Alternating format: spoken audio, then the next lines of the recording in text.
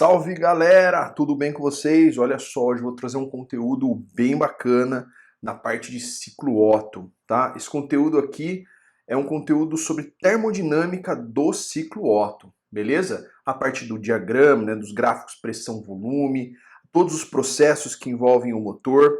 Então, claro, se você não é inscrito, se inscreva no canal, né, meu? Pô, não custa nada, ajuda aqui o professor. Tá bom? Um grande abraço e a gente se vê no vídeo. Vamos lá.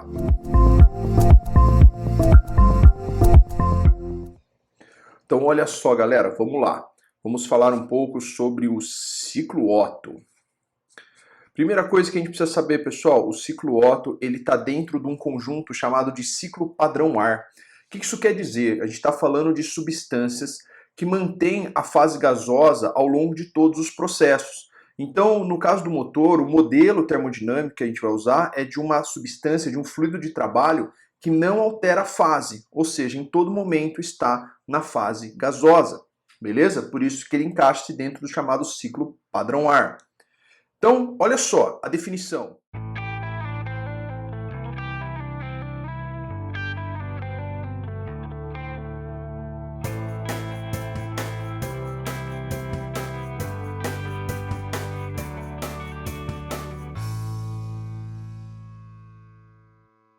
Simples, o ciclo Otto ele é um modelo para motores de combustão interna, MCI, de ignição por centelha. Então, nesse caso, o ciclo Otto é um modelo dos motores álcool-gasolina, tá? Que necessita da vela para o processo da ignição do combustível, tá bom? Então, o ciclo Otto é um modelo termodinâmico para esses tipos de motores, beleza?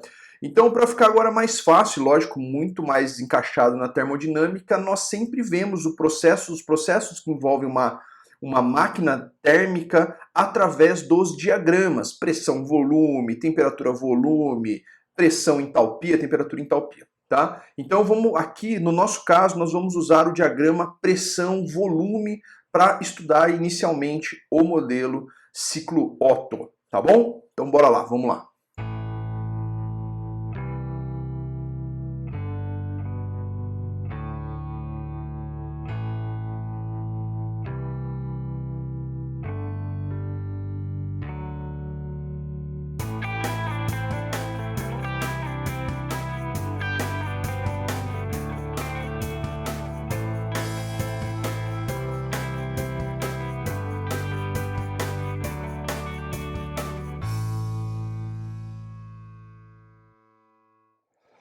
Pessoal, então olha só, desenhei o diagrama pressão-volume e coloquei todos os processos que envolvem o ciclo do motor, que, lógico, opera em Otto, tá?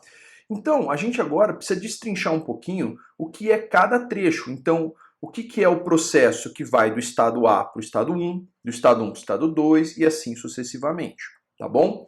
Então, vamos lá, olha só, vamos analisar os processos. Então, o que é o processo termodinâmico de A para 1? O que a gente nota? Primeiro, é um processo isobárico, de A para 1, onde nós temos um aumento de volume.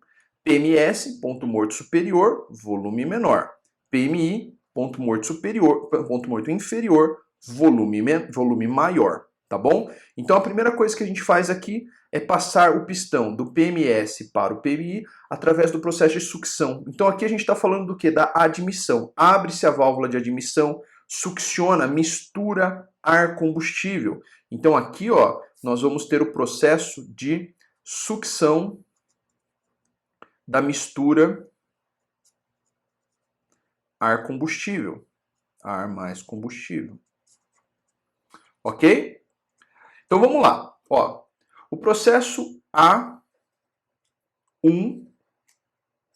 tá? É o processo aqui de admissão isobárica, ou seja, pressão no ponto A, pressão no ponto 1 são iguais, ok? Lembrando que aqui a gente está falando de uma admissão ar combustível, tá bom? Admissão isobárica. Processo 1, 2.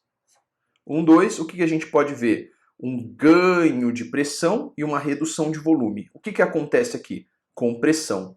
tá? Então, 1, 2, nós temos ocorrendo no motor o processo de compressão da mistura.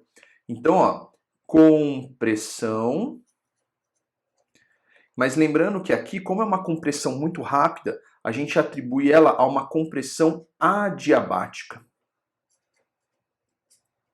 Adiabática isentrópica. Ou isoentrópica, tá? O que é uma compressão adiabática isentrópica? É um processo onde você não tem troca de calor e você, consequentemente, tem... sem essa troca de calor, você não tem variação entrópica, ou seja, variação da entropia, do estado 1 ao estado 2. Por isso que esse processo é considerado isentrópico. Adiabático, sem troca de calor, mantendo a entropia constante. Um processo de compressão, tá bom? Depois, aqui a gente tem a passagem do estado 2 para 3. O que é essa passagem aqui, onde a gente tem um aumento grande da pressão, né? Isso é o momento da ignição. Então, quando você tem a passagem de 2 para 3, é um aumento grande que acontece no interior do motor e é o que vai começar a gerar trabalho, né? Converter energia interna em trabalho, é o processo 2-3, o processo onde você tem a centelha e a ignição do combustível.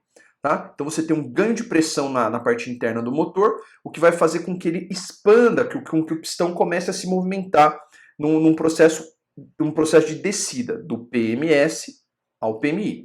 Só que tem um detalhe importante, nesse processo 2-3, a gente ainda não tem o movimento do pistão.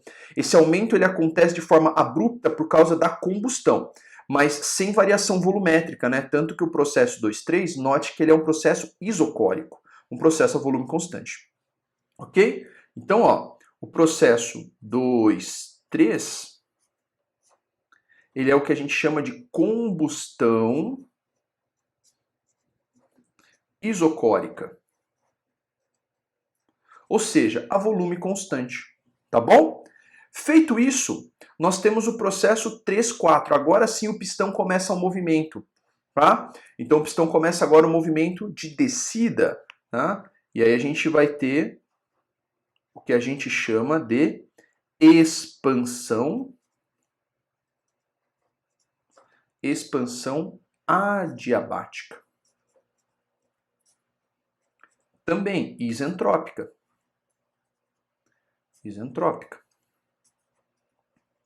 Ok? Então, meio que análogo ao processo 1-2, nós temos a compressão, a expansão. Tá? 1-2 é a compressão adiabática e o 2-3 é a expansão adiabática.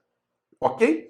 Feito isso, o pistão, ao longo de todo esse processo, 2-3, 3-4, ele está cedendo toda a energia interna e convertendo isso em trabalho. Chegou no ponto 4, basicamente toda a energia interna que o fluido poderia dar para gerar trabalho já foi feita. Então, no estado 4, a gente começa o início do escape. Tá? Então, a gente vai ter aqui, ó, no estado 4, a abertura da válvula de admissão. Tá? Então você vai ter a abertura da válvula de admissão.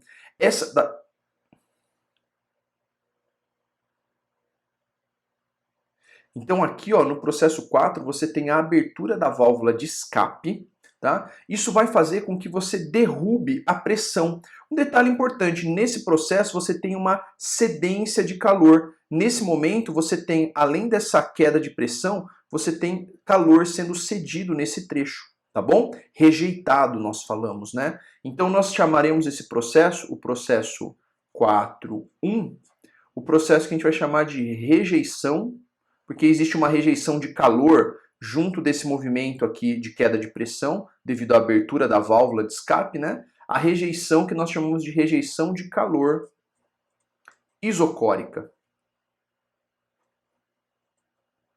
Tá? Então, aqui você tem um processo isocórico, onde você derruba a pressão interna no motor, que no estado 4, a pressão ela ainda não é a pressão atmosférica. Então, quando você abre a válvula de escape, você tem basicamente uma queda de pressão, tá bom? Então, estado 4-1, rejeição de calor isocórica. E por fim, nós temos o estado 1 até o A, ou seja, o retorno aqui, ó, do 1 até o A, ou seja, o pistão indo do PMI ao PMS. Esse processo, ele é o processo que a gente chama de escape, ou escapamento, escape isobárico. Por quê? Porque como a válvula de escape está aberta, a pressão ela é mantida constante, a pressão atmosférica. Então você tem esse movimento aqui, que é o movimento da válvula, que é o movimento da retirada dos gases queimados do interior do motor, chegando até o ponto A. E o ciclo então aqui recomeça exatamente no ponto A, onde é o início da admissão. Ok? Então eu espero que vocês tenham aí compreendido essa parte desse nosso modelo do ciclo Otto. Agora, uma outra coisa importante aqui, que é legal a gente entender, que é assim, nesse ciclo, nas etapas que ele tem aqui nos processos, nós temos momentos de geração e consumo de trabalho, injeção e retirada de calor. Então vamos lá, vamos começar aqui, ó. Quando que nesse ciclo você promove trabalho? Ou seja, quando que no ciclo você começa a converter energia em trabalho? Do 3 para o 4. Apenas no trecho 3, 4, que é o processo de expansão adiabática, que é onde a gente tem a saída de trabalho, tá bom? Então eu vou escrever aqui, ó, W, que é trabalho, beleza? Então nós temos a saída de trabalho. Eu vou escrever até assim um Ezinho, um EXP assim, ó, para a gente entender que é o trabalho na expansão, tá bom? Fala por que isso? Porque na verdade, quando você realiza compressão, o fluido ele consome trabalho, tá? Ou seja, aqui, ó, nesse trecho que é o trecho 1, 2, nós temos a entrada de trabalho, que é o processo de compressão. Então vou escrever assim, ó, W comp, ok? Então esses são os dois trabalhos que nós temos aí no ciclo. O trabalho que sai do sistema, que é o trabalho na expansão, esse é o trabalho motor mesmo. O trabalho consumido pelo fluido no processo de compressão, ok? Então é o meio externo fazendo trabalho no meio interno, ou seja, a vizinhança fazendo trabalho no sistema, que nesse caso para a gente é o fluido, né? E agora tem os calores, tá? O que acontece? Onde que nós temos a entrada de calor? Nós temos a entrada de calor quando a gente tem a queima, né? Quando a gente tem a queima do combustível. A queima do combustível libera calor ali interno para o fluido de trabalho. E isso acontece aonde? Nos trechos, no trecho 2, 3, que é quando a gente tem a combustão, tá? Então aqui, ó, nós temos a entrada de calor, ok? Vou chamar aqui, ó, de QH. Aqui muitas vezes é chamado de Q-high. Esse Q-high, ele na verdade é onde você tem a entrada de trabalho, a parte quente, a gente chama de fonte quente, tá? Só que tem um detalhe importante. O calor entra aqui, mas em parte do ciclo ele também é rejeitado, uma certa parcela. E ele é rejeitado exatamente no trecho de escape aqui, ó, na rejeição de calor isocórica, quando você vai começar a parte de escapamento, a abertura da válvula de escape e a rejeição um pouco de calor. É uma latência, né, uma cedência térmica que você tem nesse trecho. Então aqui, ó, você tem uma rejeição de calor, que a gente vai chamar de QL. Ok? Todas essas variáveis vão ser muito importantes para a gente. Tanto as variáveis de injeção e saída de calor, como injeção e saída de trabalho. Ok? Mas a gente vai ver isso aí na próxima aula. Espero que eu tenha ajudado vocês